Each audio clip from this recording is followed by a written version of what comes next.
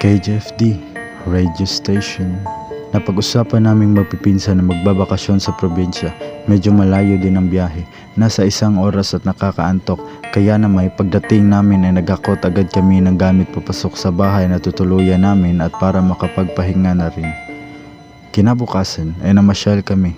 Nagkakasiyahan, umakyat sa bundok at pinagmasdan ng magandang tanawin na hindi mo makikita sa isang syudad kung saan kami nanggaling. Nagdaan ng maghapon na tour ay nagpahinga na kami. Pagsapit ng gabi ay may kantahan at inuman. Medyo napadami ang bili ng alak sapagkat marami din kaming umiinom. Nasa tabi lang kami ng bahay umiinom. Pero alam naman natin ang probinsya ay medyo malayo ang tabing bahay. Kaya naman ay kitang-kita namin ang kadiliman ng paligid, kawalan ng ilaw at isang bata. Bata na hindi mo aakalaing naroon kung hindi mo ifo-focus ang tingin mo.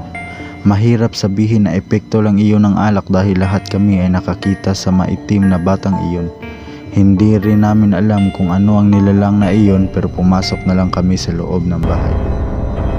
Hindi lamang sa lupa may nilalang, pati na rin sa dagat. May bangka kaming ginagamit para pumalaot. Nakadaong lamang ito sa halaman ng parte ng dagat at madaling araw pa lang ay nagtutungo na ako sa dagat para gawin ang pangingisda. Madalang ko lamang ito gawin kaya naman madalas ako na-excite.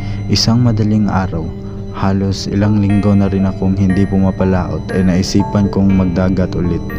Habang patungo ako sa bangka ay may naaninag akong bata na nakasakay rito. Hindi pa ako sigurado kasi madilim kaya mas nilapitan ko pa at noong sigurado na ako na bata iyon ay sinabihan kong umalis ito. Kung maligno man iyon ay hindi ako takot dahil may proteksyon naman ako. Sapagkat tama ang aking hinala na maligno nga iyon, pinikit ko lamang ang aking mata at nagdasal at nawala naman ito.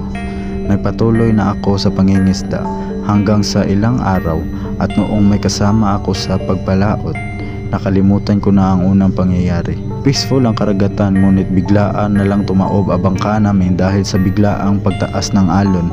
Buti na lang at nakaligtas kami dahil sa rescuer ng mga kabilang isla.